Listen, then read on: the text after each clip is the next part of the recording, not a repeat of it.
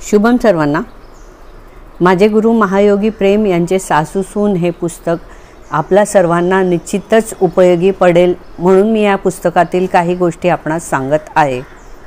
नकळतपणे सासूकडून घडणाऱ्या चुका, विचार आणि मानसिकता. मी आयुष्यभर घर खूप छान सांभाळले. आता सोन्याने सुद्धा तसेच सांभाळायला हवे.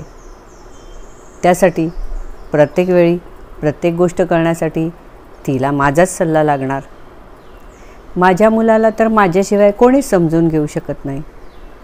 त्याचे सगळे कसे आणि काय करायचे हे मलाच सुनबाईला सांगावे लागणार. माझा मुलगा मला न विचारता कधीच जात नाही. माझ्या मुलाला मी प्रत्येक ठिकाणी हवी असते. मी खूप चांगली आहे, त्यामुळे माझ्या सुनेला माझा कसलाच त्रास होणार नाही. माझ्या सुनेचे मी खूप लाड करणार. माझ्या सुनेला मी माझ्या ताब्यात ठेवणार. माझ्या सुनेने मला न विचारता काहीच करायला नको. माझ्या मुलाला माझ्यापेक्षा सुनबाई जास्त आवडणार आहे. तो तिचेच सगळे ऐकणार आहे. पण मी माझ्या सुनेला काहीच बोलणार नाही. मी माझ्या सुनेचे एवढे लाड करणार की तिला माहेरची आठवणसुद्धा येणार नाही. आणि मला जे काय सांगायचे ते फक्त मी मुलाला सांगणार, सुनबाईला काहीच नाही सांगणार. सुनेसोबत मी आदर्श सासू बनून राहणार. पण मला सगळ्यांमध्ये बदनाम करणारी कोण असणार आहे? माझी सूनच असणार आहे.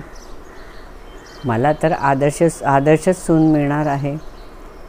अशा प्रकारे भावी सुनेबद्दल प्रत्येक सासू आपल्या व्यक्तिमत्वानुसार आपली स्वतःची मतमतांडरे मांडत असते.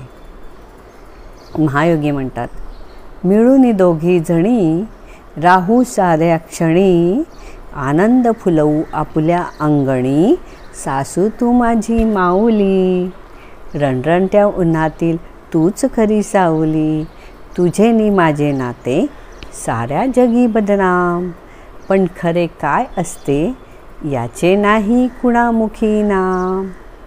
धन्यवाद.